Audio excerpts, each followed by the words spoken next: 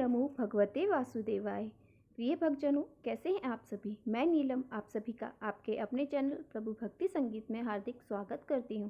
आज के वीडियो में हम सोमवती अमावस्या की कथा का रसपान करेंगे। उससे पहले हम जानते हैं सोमवती अमावस्या के बारे में थोड़ी सी विशेष जानकारी। तो आप सभी को सोमवती अमावस्या की हार्दिक शुभकामनाएं। सोमवती अमावस्या इस बार 30 दिसंबर यानी कि आज है। पोष महीने की अमावस्या सोमवार को पड़ने से इसका महात्म्य 100 गुना बढ़ गया है। इस तिथि पर श्री हरि विष्णु व देवादि देव महादेव का पूजन करने से विशेष फल की प्राप्ति होती है। हिंदू धर्म में सोमवती अमावस्या का विशेष महत्व है। सोमवती अमावस्या सोमवार को मनाई जाएगी, इसलिए वह आज सोमवती अमावस्या कहलाती है। सोमवती अमावस्या विशेष रूप से सुख, शांति, समृद्धि प्राप्ति के लिए अच्छा माना गया है। इस दिन वृद्धि योग और मूल नक्षत्र का शुभ संयोग बन रहा है, जो इसे और भी पवित्र और फलदायी बनाता है। हिंदू धर्म में अमावस्या के दिन का विशेष महत्व होता है। खासकर यह जब सोम यानी सोमवार के दिन पड़ती है तो इसका महत्व और बढ़ जाता है। प्रातःकाल स्नान करना होता है, स्वच्छ वस्त्र धारण करने होते हैं और इसमें विशेषकर पीपल के वृक्ष के नीचे पूजा की जाती है। पीपल वृक्ष के नीचे दीपक जलाएं और गंगा जल अर्पित करें। वृक्ष की आपको 108 बार परिक्रमा करनी होती है। ओम नमः शिवाय या ओम विष्णुवे नमः का जाप करना होता है। पीपल को कच्चा दूध, जल, हल्दी और चावल अर्पित करें। अंत में हाथ जोड़कर परिवार की सुख, समृद्धि और शांति के लिए प्रार्थना करें। इस दिन, क्योंकि मैंने पहले ही बताया कि पीपल के पेड़ की विशेष पूजा का महत्व है, जिससे जीवन में खुशहाली और समृद्धि की संभावनाएं बहुत अधिक बढ़ जाती हैं। पीपल का पेड़ भारतीय संस्कृति में महत्वपूर्ण स्थान रखता है, क्योंकि इसे मोक्षदायिनी और इस पर देवताओं का वास माना जाता है। इस दिन पीपल के पेड़ में कुछ विशेष वस्तुएं चढ़ाने से व्यक्ति को आत्मिक और भौतिक दोनों तरह के लाभ मिलते हैं। और इसी मंगल कामना के साथ में कामना करती हूँ कि भगवान श्री हरि विष्णु और देवादि देव परिवार पर सदैव बनी रहे। और अमावस्या में सुनने वाली हैं सोमवती। याद रखें, सोमवती के अमावस्या के दिन आपको इस कथा को पढ़ना या सुनना अवश्य चाहिए। उसके बाद आप अन्य कथाओं को सुन सकते हैं। एक बार की बात है, प्राचीन समय में एक प्रतापी राजा था। उनका एक बेटा और एक बहू थे। एक दिन बहू ने चोरी से मिठाई खा ली और नाम चूहे का लगा दिया, जिस वजह से चूहे को बहुत गुस्सा आ गया। अब उसने मन ही मन निश्चय किया कि चोर को राजा के सामने लेकर ही जाऊंगा। फिर एक दिन राजा के यहाँ कुछ मेहमान आए हुए थे। सभी मेहमान राजा के कमरे में सोए हुए थे। बदले की आग में जल रहे चूहे ने रानी की साड़ी ले जाकर उस कमरे में रख दी। जब सुबह मेहमानों की आंख खुली तो उन्होंने रानी का कपड़ा देखा तो वे हैरान रह गए, और जब राजा को पता चला तो उन्होंने अपनी बहू को महल से बाहर निकलवा दिया। अब रानी रोज शाम को दिया जलाती और ज्वार उगाने का काम करती, रोज पूजा करती, फिर गुड़धानी का प्रसाद बांटती थी। एक दिन राजा उस रास्ते से निकल रहे थे तो उनकी नज़र उन दियों पर पड़ी। राजमहल में लौटकर राजा ने सैनिकों को जंगल भेजा और कहा कि देखकर आओ, क्या वहाँ चमत्कारी चीज़ थी, वहाँ पर क्या है वो। सैनिक जंगल में उस पीपल के पेड़ के नीचे गए। उन्होंने वहाँ देखा कि आपस में बात कर रहे हैं लोग, तो सभी अपनी सहेलियाँ कहानी बता रही हैं। वहाँ पर उन्होंने दियों में एक दिया ऐसा भी था जो बिल्कुल शांत था। तब बाकी सभी दियों ने उस शांत से दिए से दिखने वाले से पूछा कि तुम भी अपनी कहानी बताओ। तब उस दिए ने बताया कि वह रानी का दिया है और रानी की मिठाई चोरी करने की वजह से चूहे ने रानी की साड़ी मेहमान के कमरे में जाकर रख दी और बेकसूर रानी को सजा मिल गई। फिर यह सारी बातचीत सैनिकों ने महल में जाकर राजा को बताई, जिसके बाद राजा ने रानी को क्षमा कर दिया और महल वापस बुला लिया। इसके बाद अभी खुशी खुशी रहने लगे। इस तरह अमावस की पूजा करने और दीपक जलाने से रानी की सभी समस्याओं का अंत हो गया। और इस तरह से जो भी अमावस्या तिथि के दिन पूजा करके दीप जलाने के बाद इस कथा को सुनता है, उनकी सभी मनोकामनाएं वैसे ही पूर्ण होती है जैसे रानी की हुई। कथा को कहने सुनाने का दुखारा भरने वाले सभी भक्तों का दूर हो। सोमवती अमावस्या के दिन सुहागिनी महिलाएं भगवान शिव की पूजा करके अखंड सौभाग्य की कामना करती हैं और सोमवती देवी से आशीर्वाद मांगती हैं कि जैसे उनका सुहाग अखंडित रहा, वैसे भी सभी का सुहाग और अखंडित रहे और सुहाग बना रहे। और इस अमावस्या के दिन सुहागिन महिलाएं पूजा करने के बाद जो व्रत कथा सुनती या पढ़ती हैं, वह 7 बेटे और एक बेटी थी। उनके घर अक्सर एक ब्राह्मण भिक्षा मांगने आता था।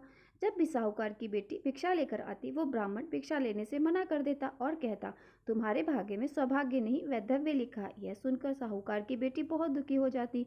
कई बार ऐसा ही होता रहा। तब एक दिन साहूकार की बेटी ने अपनी माँ को सारी बात बता दी कि कैसे एक ब्राह्मण भिक्षा मांगने आता है और उससे भिक्षा लेने से मना कर देता है। साहूकार की पत्नी ने अपनी बेटी से कहा, अगली बार जब वो भिक्षुक आए तो मुझे बताना। फिर एक दिन वो भिक्षुक द्वार पर आए। उस समय साहूकार की पत्नी दरवाजे के पीछे सुनकर सारी बातें सुनने लगी।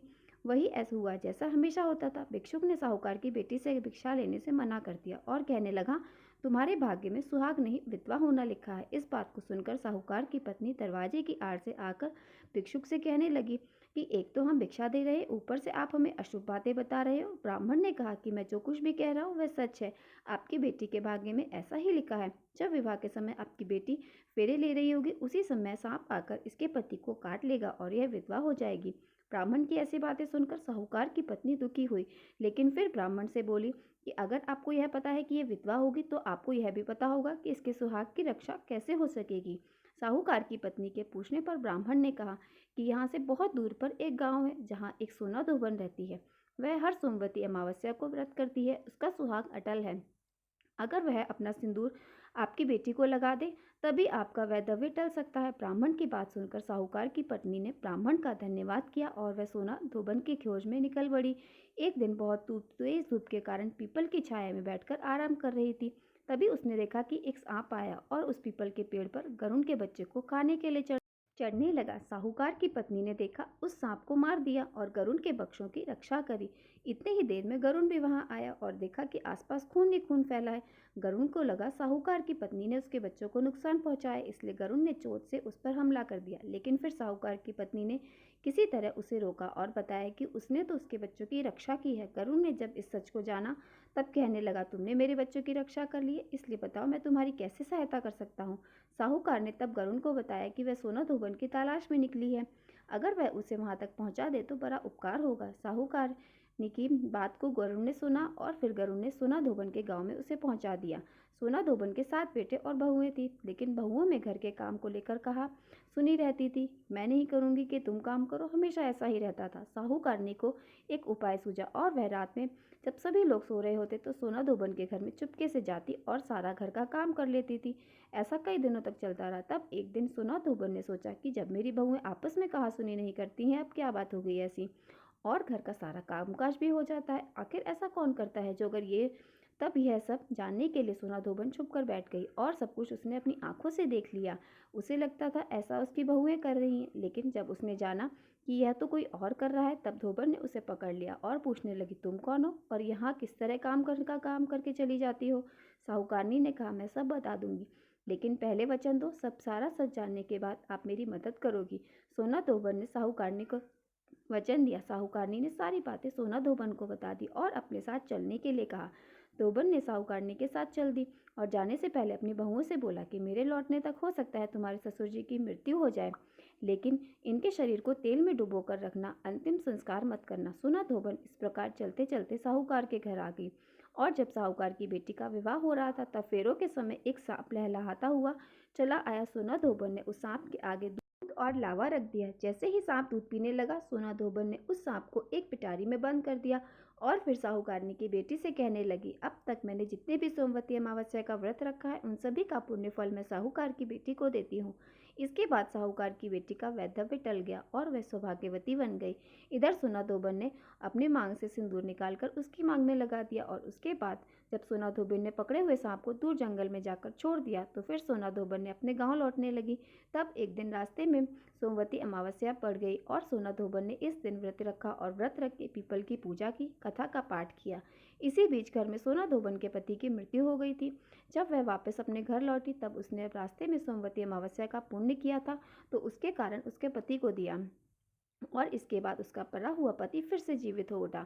लोगों ने जब सोना धोबन से पूछा कि तुमने अपने मरे हुए पति को कैसे जीवित किया, तब उसने बताया कि सोमवती अमावस्या के व्रत के प्रभाव से अपने पति को जीवित किया है। तब से उस गांव की सभी सुहागन महिलाएं भी अपने पति की लंबी आयु की कामना से सोमवती अमावस्या का व्रत रखने लगी।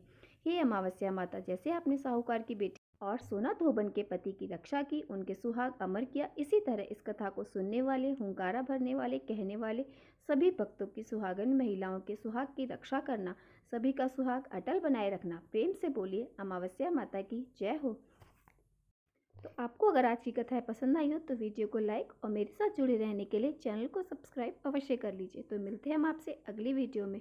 श्री हरि विष्णु की जय हो, देवाधिदेव महादेव की जय हो, अमावस्या माता की जय हो।